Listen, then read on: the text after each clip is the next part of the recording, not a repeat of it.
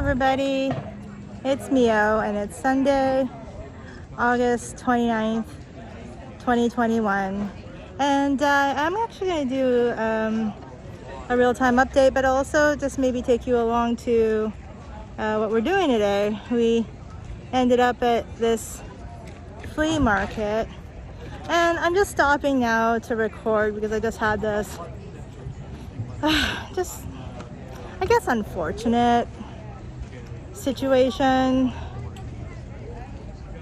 There were so I was in this flea market area here, and I was going through it because Joe was like, yeah, we were just going through it, and there were two women there. One was a vendor, and I don't know if the other person was just a friend or whatever, and they're sitting in there, and they have masks that they don't have on their faces. But as I walked by, I heard them say something about this young person, which I'm thinking is me, because there wasn't any other young person around, and just talking about my long dress and how unhygienic it is and all that kind of stuff. Puts her mask on as I'm walking by.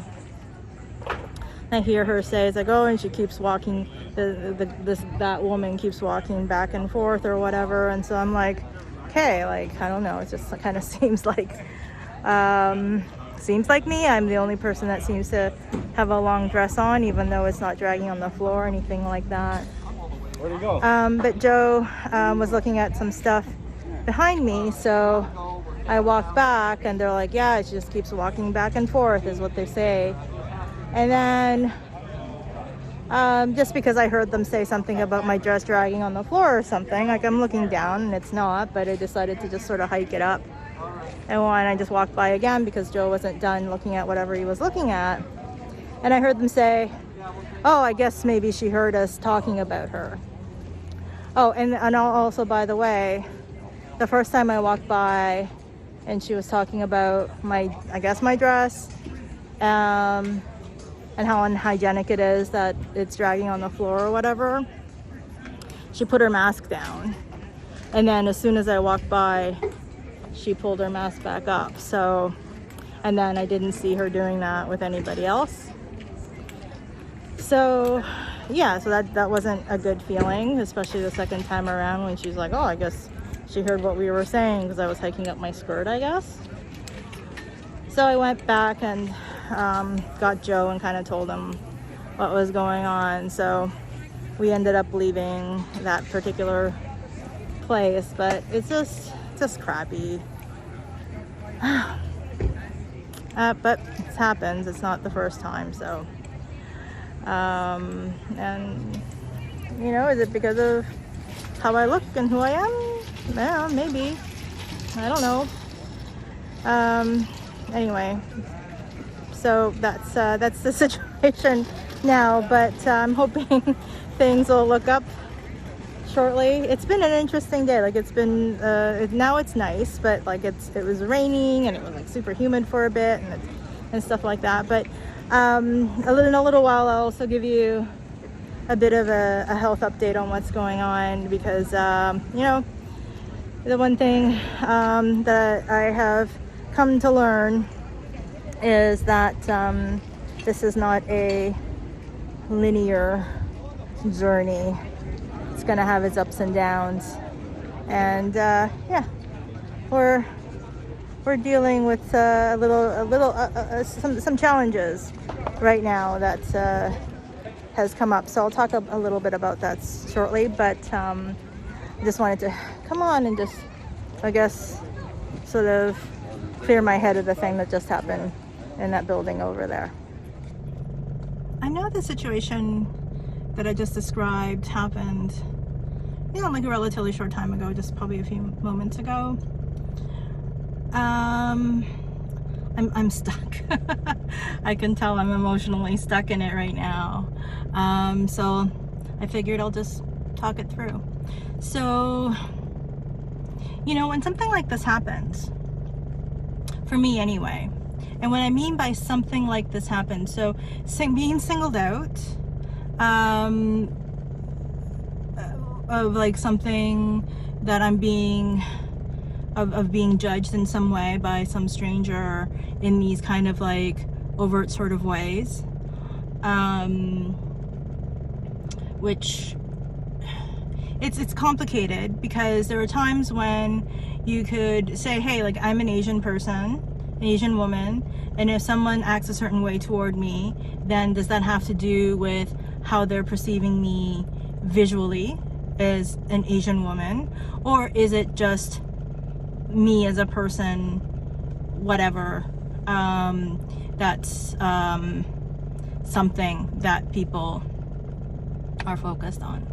I've had a number of incidents in my life, as most folks who have been racialized have, and a lot of the times, like, I'm left wondering that very thing, like, is it that that this is something that's happened because I'm being racialized, or is it because I'm the person, like, this whatever person, like whatever thing that I'm exuding as a person or whatever.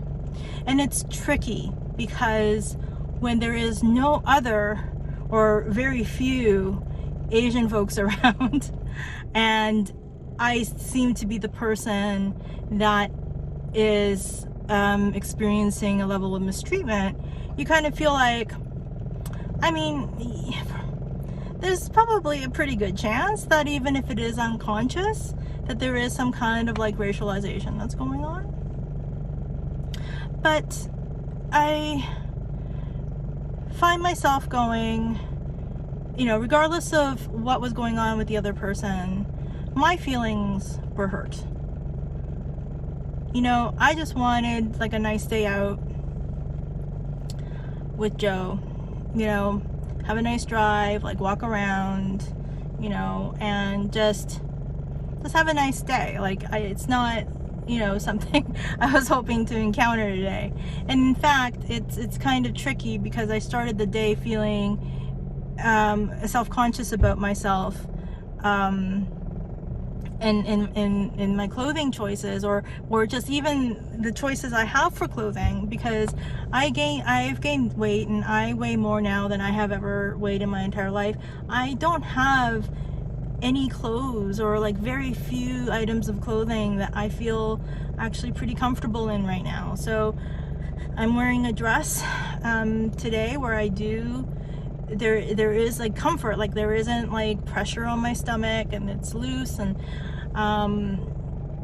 so I'm wearing something that feels like, oh, like it's not restrictive, and it, you know.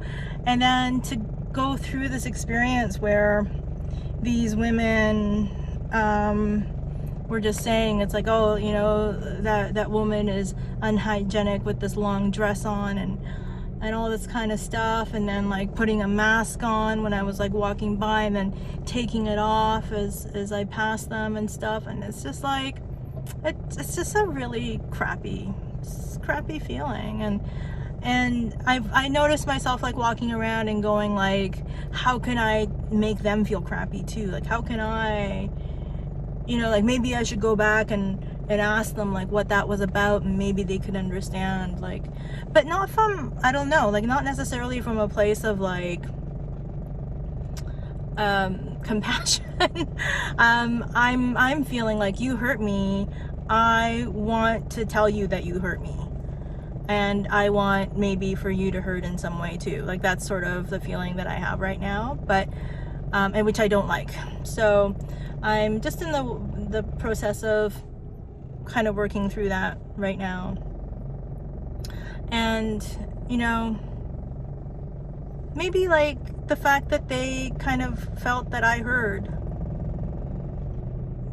because they said so themselves, like, oh, I think she heard us. Maybe there was something about that realization that might have had them think differently about talking that way. I don't know. What I can do is know that there are times when perhaps I might have done something hurtful, although that kind of talking about people and stuff like that, that's something that I've stop myself from doing, or feel like, you know, it's not a good thing to do, and I don't really think in those ways anymore. Yeah, but anyway, I just hope well for those women. I'm trying to. There was one of the women that was part of the conversation. She was in a wheelchair, and I'm sure that's not an easy life to navigate. So yeah, I wish for both of them. I wish for both of them to, yeah, to maybe feel differently, or to think differently, so that isn't the way that they are in the world. I don't know. I'm still working it out, but trying to kind of like find within myself like this place of like being, you know, just knowing how actually upsetting and sad it was to go through what I did, and not to feel like, oh, you know, doing something is going to help that, because it was just a really crappy thing that happened. This is an annoying way to record a video, probably. Here's a cat. Her name is Sega, and she's probably really annoyed that I'm very close to her and talking to her, and maybe even saying her name. Sega, Sega, Sega, Sega. She's pretending not to hear me, which is a very strange thing. Look at her. Anywho, I didn't finish recording yesterday. How do I do this so that maybe, oh, here we go. Sega.